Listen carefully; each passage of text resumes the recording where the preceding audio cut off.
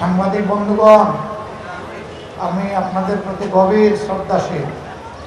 আমি একটা ক্ষুদ্র সংবাদপত্রের মানুষ বলে জন্মদাতা, অতএব আমি আপনাদের পরিবারের সদস্য। এই সদস্যকে একটু মায়ার চোখে দেখবেন। তারা আহত হয়েছেন, পঙ্গু হয়েছেন। আজকে তাদের দাবির জন্য যেদিন জুলাই সনদে স্বাক্ষর হবে সেই দিনটি পর্যন্ত তাদেরকে রাস্তায় নামতে হচ্ছে। আমি মনে করি এই জাতির জন্য একটি লজ্জাস্কর, তাদের প্রতি মর্যাদা দেখা।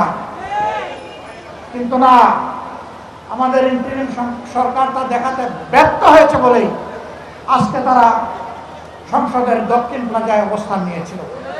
আমি ব্যতীত, দুঃখিত, লজ্জিত। হাতে মার খেয়েছে, আজকে ইন্টারিম সরকারের পুলিশের হাতেও যদি তারা মার খায়, এ লজ্জা আমরা কোথায় রাখবো? আলহামদুলিল্লাহ, বাংলাদেশের আপামর জনতার সাক্ষী আজ বাংলাদেশ জামাতে ইসলামী চাঁদাবাজ দল হিসাবে কুপরিচিতি লাভ করে না।